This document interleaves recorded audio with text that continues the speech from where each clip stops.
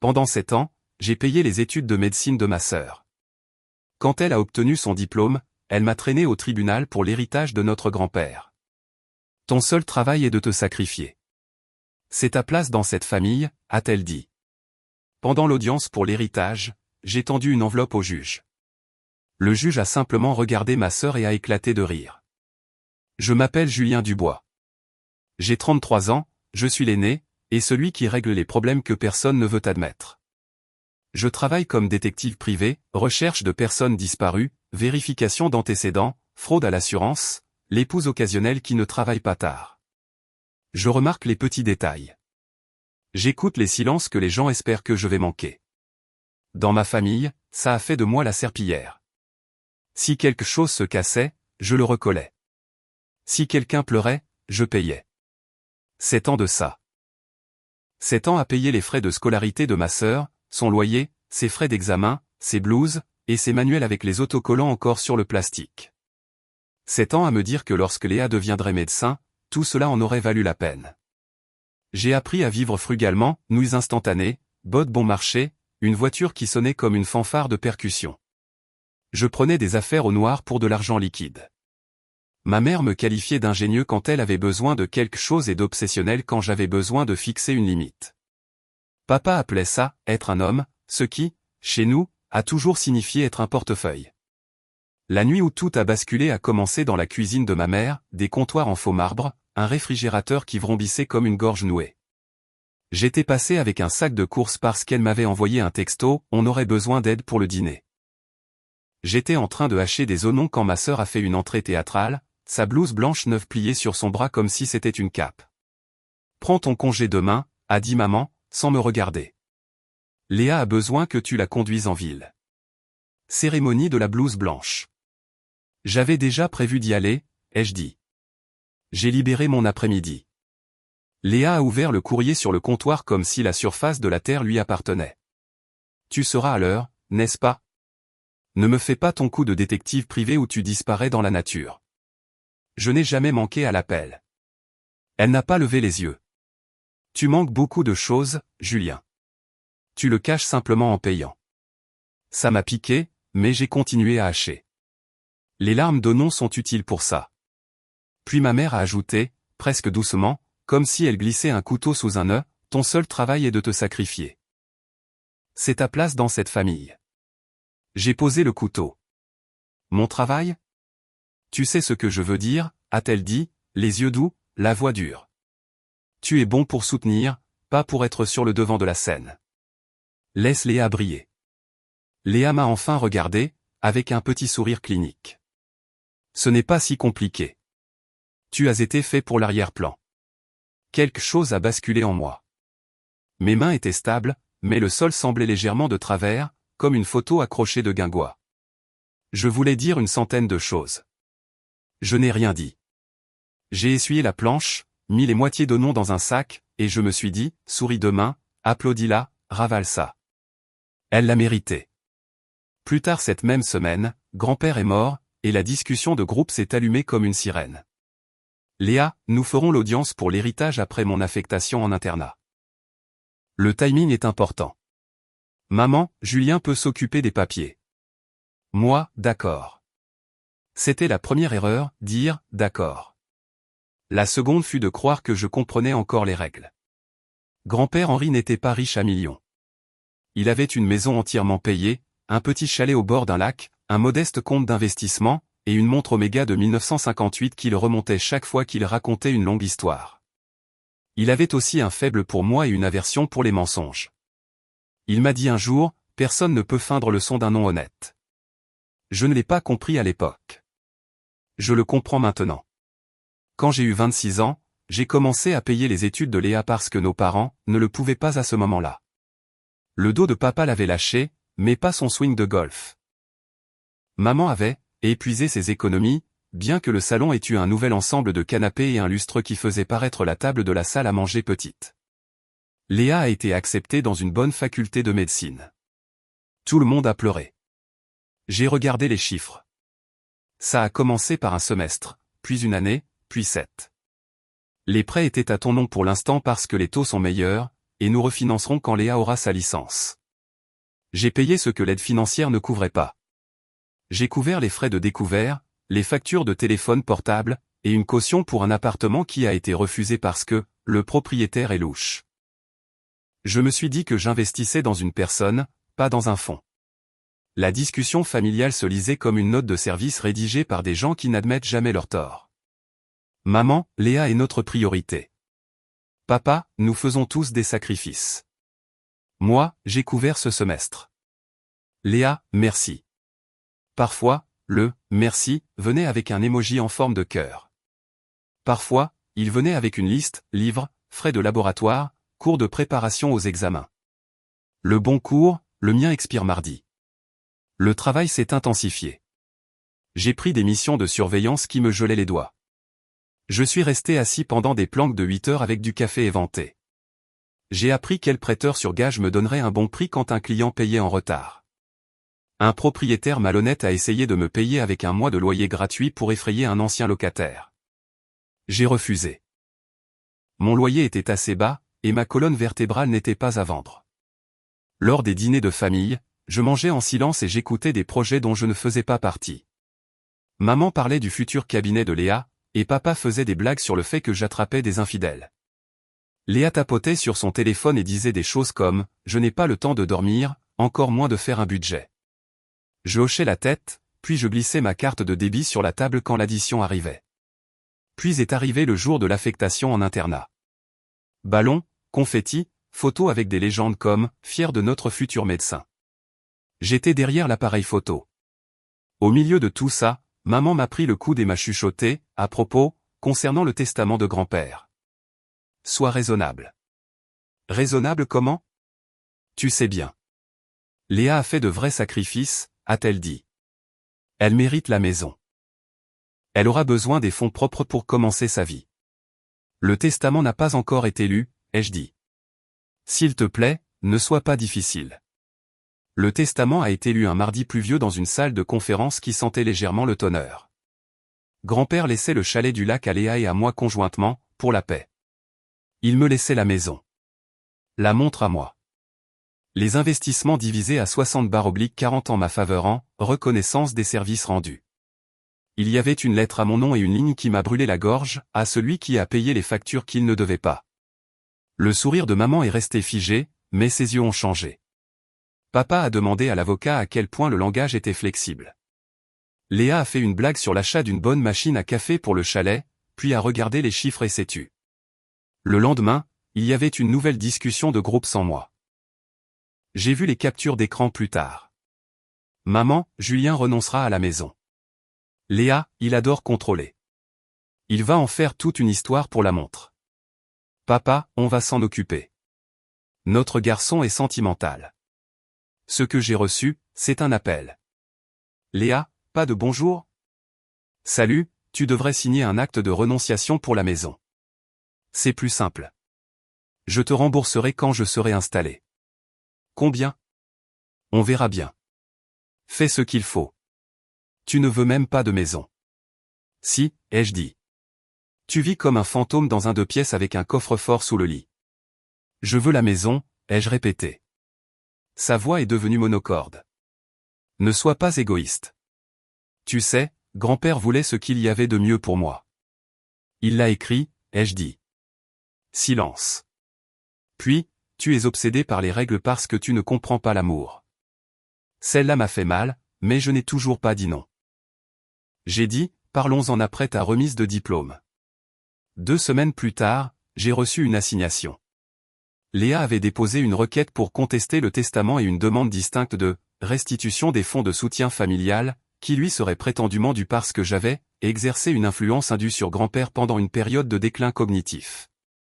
Le langage semblait sorti d'une série télévisée. Les preuves jointes me semblaient familières, des photos de moi quittant la maison de grand-père avec un dossier, des captures d'écran de mes textos à grand-père, est-ce que je peux passer plus tard avec des formulaires, des copies de chèques que j'avais rédigés avec frais de scolarité, dans la ligne de mémo, relégendés comme preuve de contrôle. J'ai appelé Léa. Elle a décroché à la 2e sonnerie. Le tribunal, ai-je dit. Tu t'en sortiras, a-t-elle dit. Tu retombes toujours sur tes pieds. Tu me poursuis en justice. Elle a soupiré. Ne sois pas dramatique. C'est juste la façon la plus simple. Le juge comprendra. Tu peux te payer un avocat. Ce n'est pas personnel. C'est entièrement personnel. Elle a élevé la voix pour la première fois. Tu n'as pas le droit de rendre les choses plus difficiles. Ton seul travail est de te sacrifier. C'est ta place dans cette famille.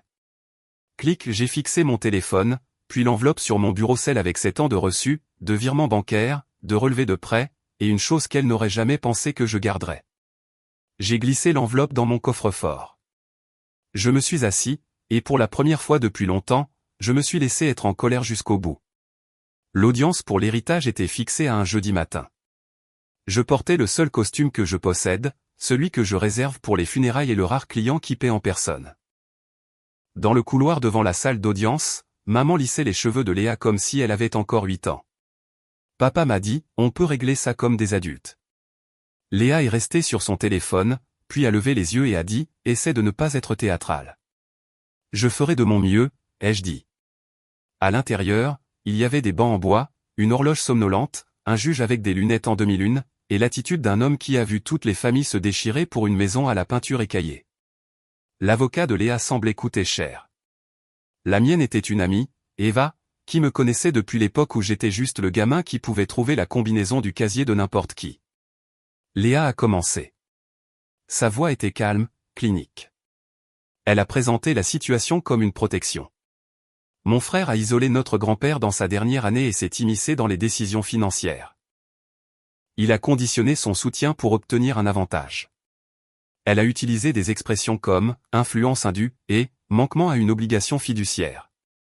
Et j'ai regardé les sourcils du juge ne pas bouger du tout. Son avocat a brandi des imprimés, des photos de moi chez grand-père, et des journaux de textos qui me faisaient passer pour quelqu'un qui contrôlait son emploi du temps. Rien de tout cela n'était faux. Ce n'était juste pas toute la vérité. Puis ce fut mon tour. Eva m'a demandé où était passé mon argent pendant 7 ans. J'ai dit, à Léa. Eva m'a demandé pourquoi.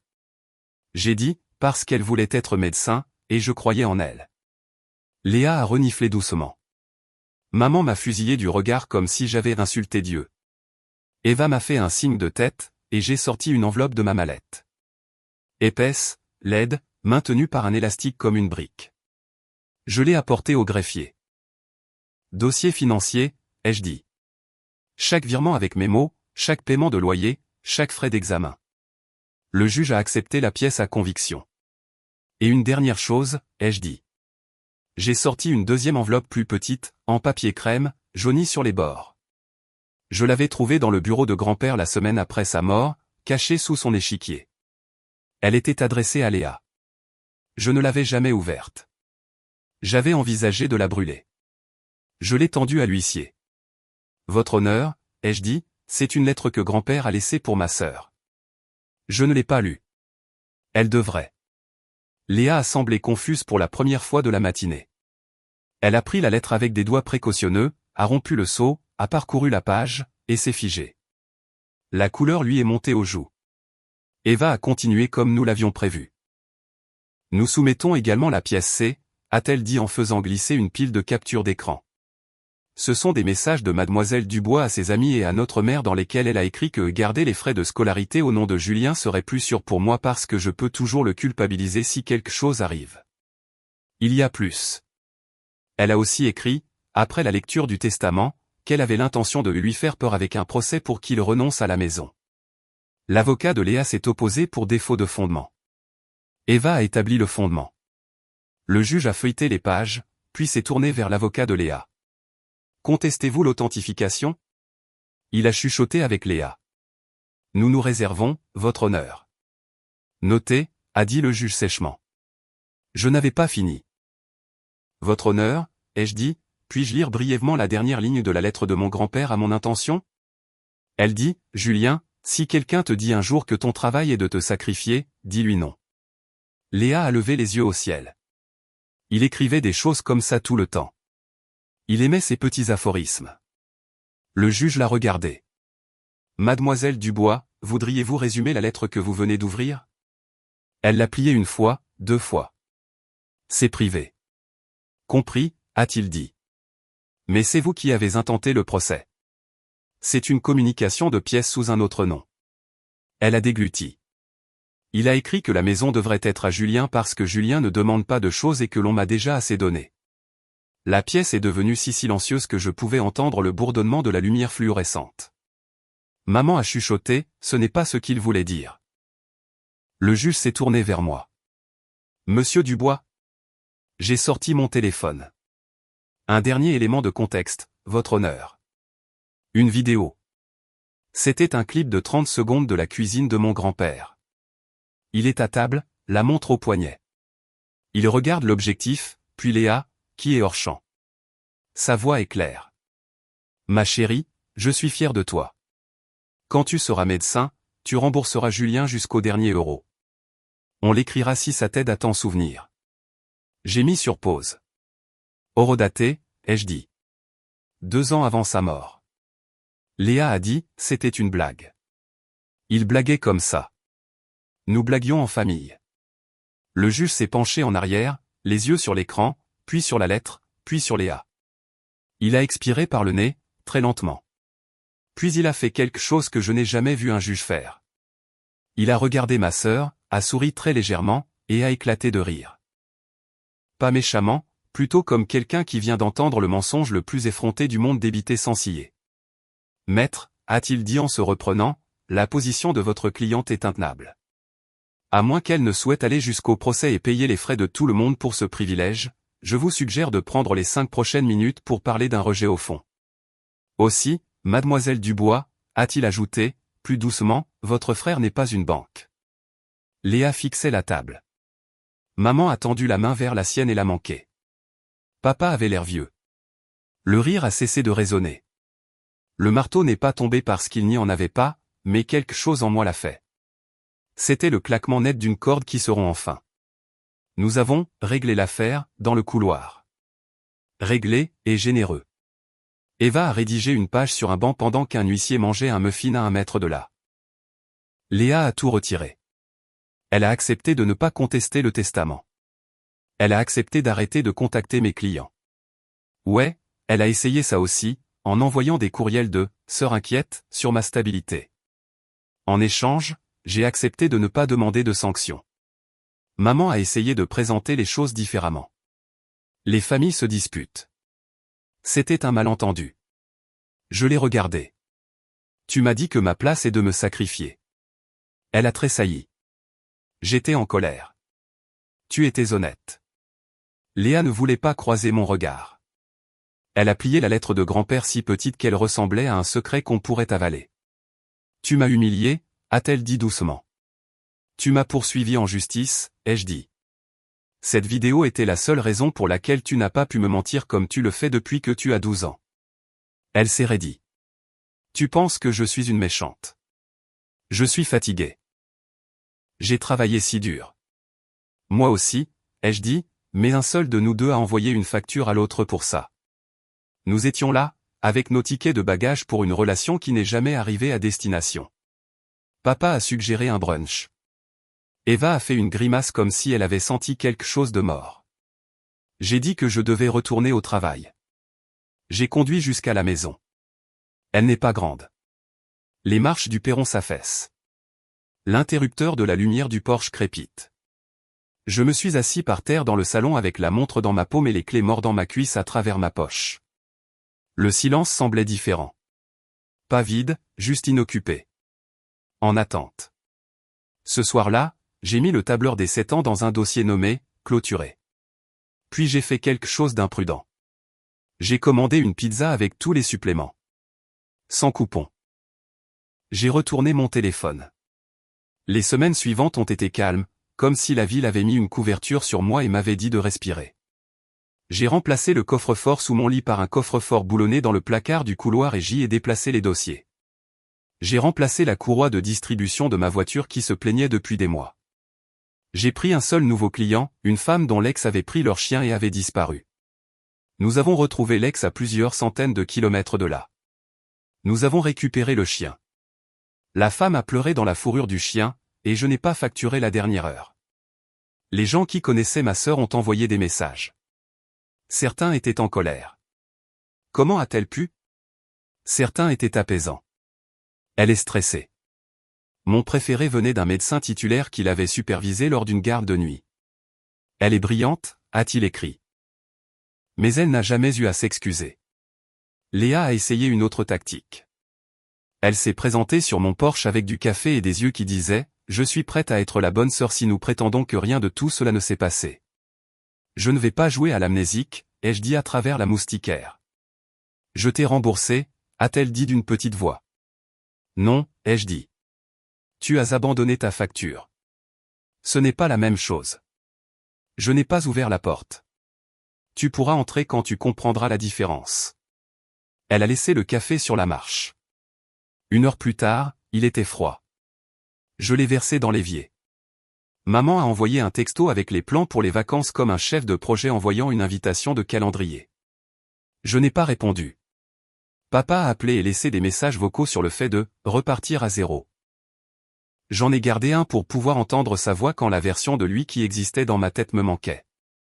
La maison a commencé à me sembler mienne. J'ai trouvé la boîte à outils de grand-père dans un tiroir à côté de pièces de monnaie et d'élastique. J'ai réparé l'affaissement de la marche du perron. J'ai remplacé la lumière du Porsche par une de ces lumières à détecteur de mouvement. Pas parce que j'en avais besoin, mais parce que la sécurité bas de gamme me réconforte.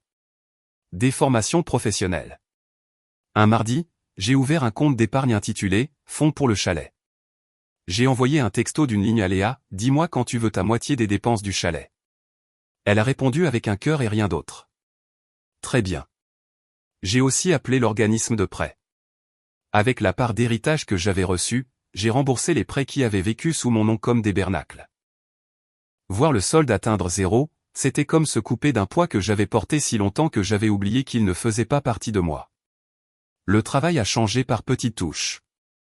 J'ai arrêté de dire oui aux affaires qui payaient en liquide mais qui ressemblaient à du poison sel où un propriétaire voulait, toute la saleté que vous pouvez trouver. J'ai pris plus d'affaires de garde d'enfants et quelques cas de maltraitance de personnes âgées. Il s'avère que je suis doué pour écouter les gens qui ont été formés à penser qu'ils ne méritent pas d'être crus. 1 mois après l'audience, j'ai reçu un courriel de Léa. L'internat est brutal. Je suis de nuit. On peut parler quand ça se calmera? J'ai tapé « non ». Puis je l'ai effacé et j'ai écrit « Je ne suis pas disponible pour être ton bouton de réinitialisation. Nous pourrons parler après que tu m'auras envoyé un plan pour rembourser ce que tu as promis à grand-père. » J'ai joint le tableur, colonne, montant, date, intérêt à 0% parce que je voulais pouvoir dormir la nuit. Elle n'a pas répondu. 2 semaines plus tard, un virement est apparu, 450 €, mémo, premier. Puis 280 € le chèque de paie suivant. Puis rien pendant un moment. Puis 900 € après une garde supplémentaire.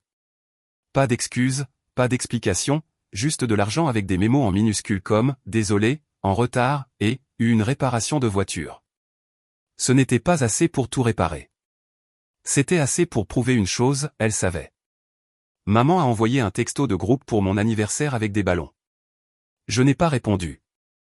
À la place, j'ai conduit jusqu'au chalet du lac, seul. J'ai relu la lettre de grand-père. J'ai remonté la montre et l'ai laissé faire tic-tac dans le silence jusqu'à ce que la pièce en soit pleine. J'ai dit à voix haute à personne, non. C'était un mot propre. Ni cruel, ni mesquin, juste honnête. Et voici la partie à laquelle je ne m'attendais pas, la vie après le « non » est plus bruyante. La nourriture a meilleur goût. Une blague stupide d'un mécanicien à la casquette tachée de graisse peut vous faire sourire jusqu'au parking. Les amis, ceux que vous n'arrêtiez pas de trouver des excuses pour ne pas voir, deviennent des ancres, pas des distractions. J'ai cessé d'être l'homme qui vit en attente. J'ai commencé à répondre à mes propres appels. Je pensais que tourner la page serait un grand discours. Au lieu de ça, ce fut un après-midi ordinaire avec un petit son, le cliquetis de la fente à courrier.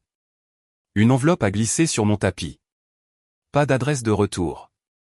À l'intérieur, il y avait un chèque de banque de 7 500 € et un mot de l'écriture de Léa, pour le printemps. Je continuerai. Rien d'autre. Pas de cœur, pas d'amour, pas d'excuses. Une écriture comptable qui admettait ce qu'elle avait nié. Je suis resté là un long moment. Puis j'ai mis le chèque dans le fond pour le chalet et je me suis fait un croque-monsieur qui ferait pleurer un nutritionniste. Je l'ai mangé sur le porche pendant que la nouvelle lumière à détecteur de mouvement s'allumait et s'éteignait chaque fois qu'un papillon de nuit essayait de s'approprier la nuit. Les gens me disent encore, tu es si fort. Ils veulent dire, tu as continué à payer même quand ça faisait mal. Mais la force, ce n'est pas de porter une maison pleine des meubles des autres sur son dos jusqu'à ce que vos genoux se bloquent. La force, c'est de poser les meubles et de verrouiller votre porte. La force, c'est de dire non et de ne pas l'expliquer jusqu'à en avoir la gorge en sang. Ma mère envoie toujours des textos de groupe. Parfois je les lis, parfois non. Mon père a appelé la semaine dernière pour me dire que la pelouse chez eux a besoin d'être tondue.